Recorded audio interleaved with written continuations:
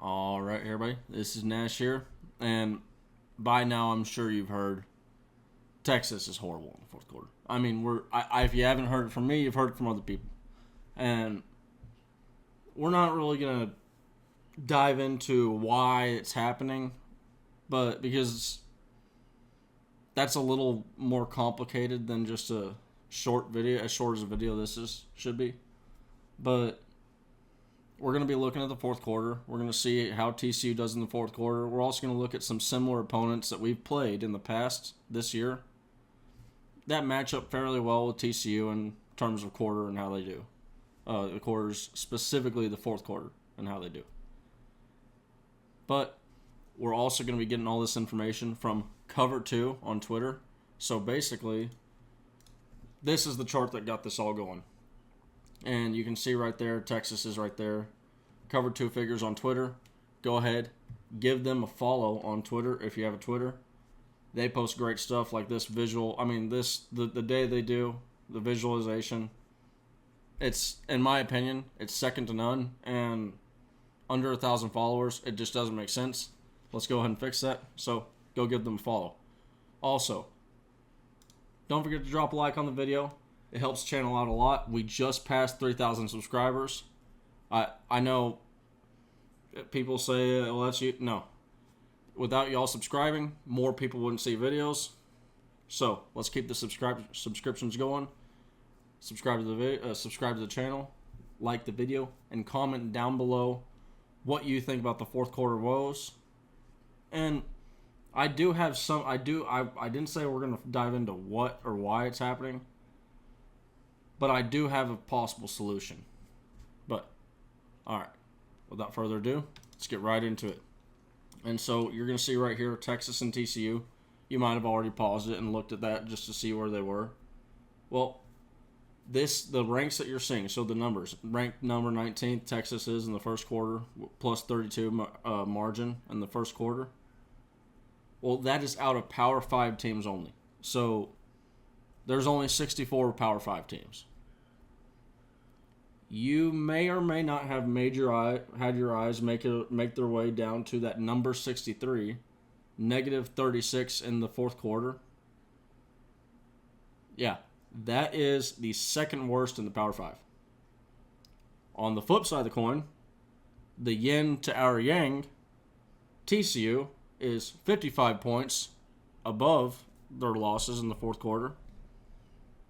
And they're ranked second in the nation in the Power 5 in the fourth quarter for margins. So, like I said, we're going to look at some similar opponents, but you're looking at this right now, and this is setting up to be a pretty good matchup for Texas, putting up some good points in the first half, specifically. You know, maybe adding a little bit on the third quarter, and then just TCU really trying to make a run for their money in the fourth quarter.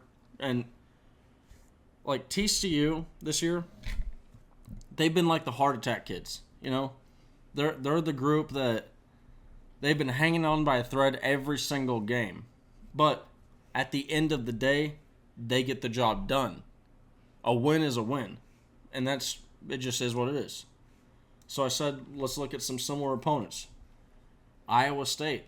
Now remember, specifically in the fourth quarter, Iowa State, they're ranked 8th in the Power 5 in the fourth quarter. Now, yes, I believe, and I'm going to double check this right quick. Hold on one second. And I was right. TCU has not played Iowa State. However, they have played Kansas State, so we can draw some sort of parallels between that. And with us just playing Kansas State, that's pretty fresh on the mind as well.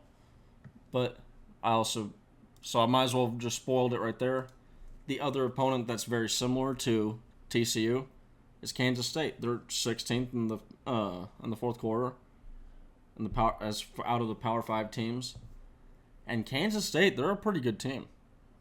I mean, statistically speaking, they do a very good job of just being a good team and consistently. Really, the outside of the third quarter, which was not a problem for them versus Texas.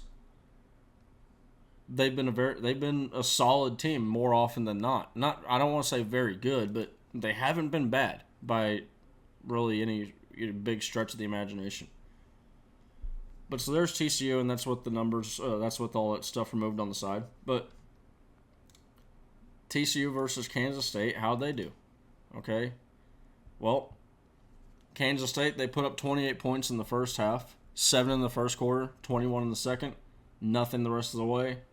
TCU got 21 of their 38 points, not in the fourth quarter, in the second half. Most of it came in the fourth, or in the third quarter, which does kind of go against their, the conventional. I mean, you look at that, 14 of their margin, 14 of this plus margin comes from that Kansas State game. So they typically are not a third quarter team, much like Texas. And I'll say that the Texas having the plus 31 in the third quarter, that is fairly surprising. And I have a sneaky suspicion that has a lot to do with games like West Virginia, Oklahoma, UTSA even. Although UTSA was kind of close in the third quarter. A lot closer than we want it to be. But, so we're bad in the fourth quarter, yes, right? Now, Nash, you told us that you have a solution. What's the solution to this fourth quarter problem? And we need this guy.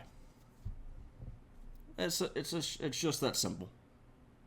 We need the quarterback.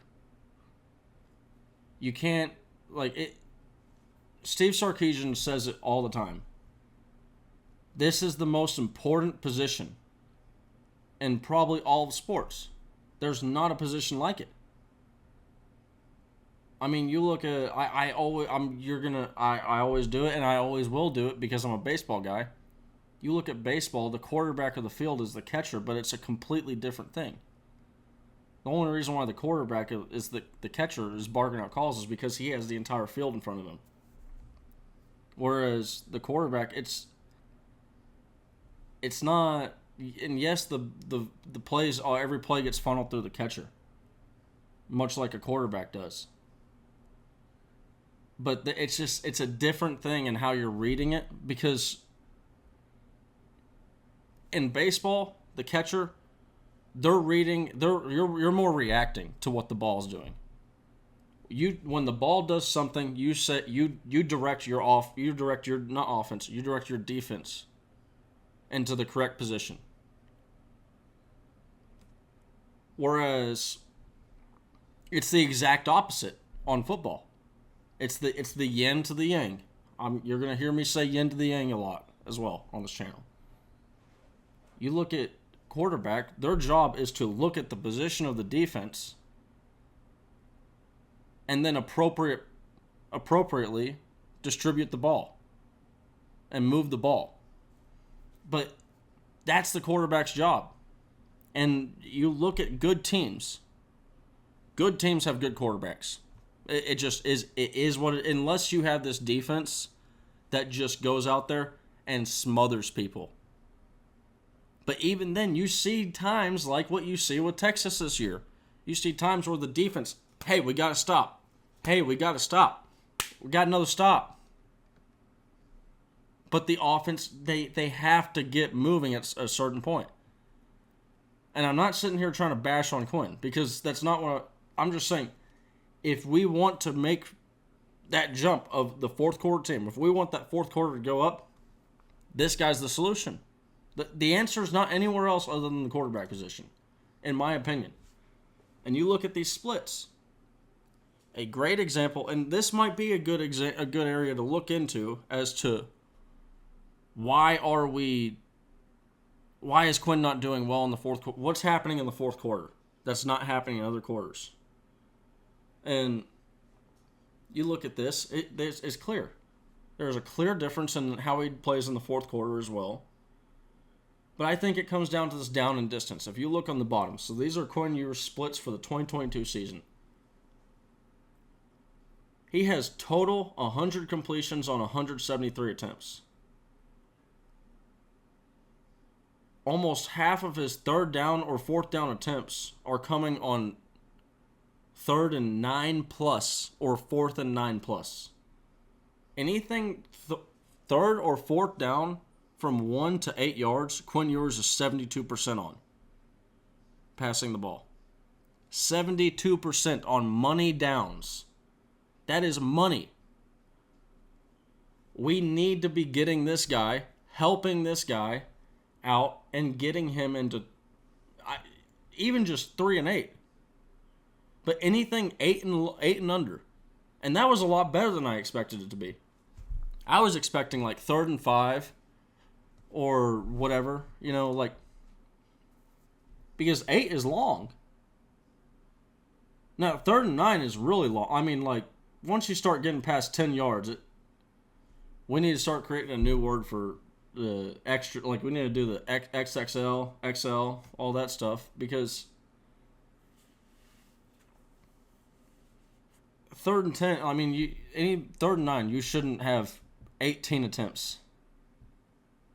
It just, and I mean that as in, our offense has got to find a way to, if we're getting 0 yards on 1st down, to move the ball a little bit forward on 2nd down to make 3rd down easier. That way we can continue to move the ball down the field and not end up, like I said in the past video and what detailed very thoroughly, how many 3 and out, 5 and out drives we have. And because, yes, a 5 and out drive, okay? You may have a penalty that adds another play on, or just whatever. Maybe the first play of one of the drives, the first play, you got a 10-yard run on 1st down, and then you went 3 and out after that, 4 plays. That's still a 3 and out in my opinion.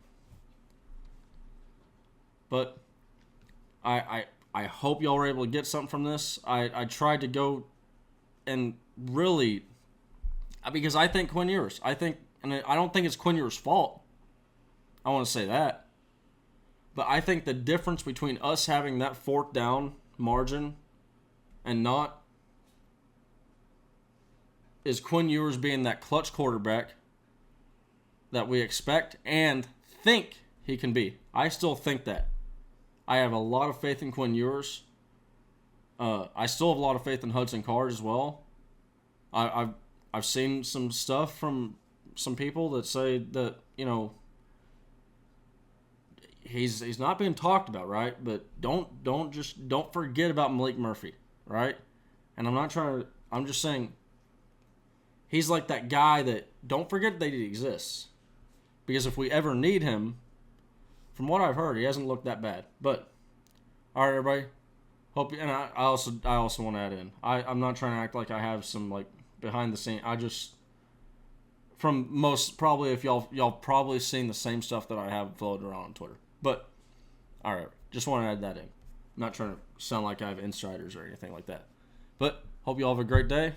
And as always, hook 'em.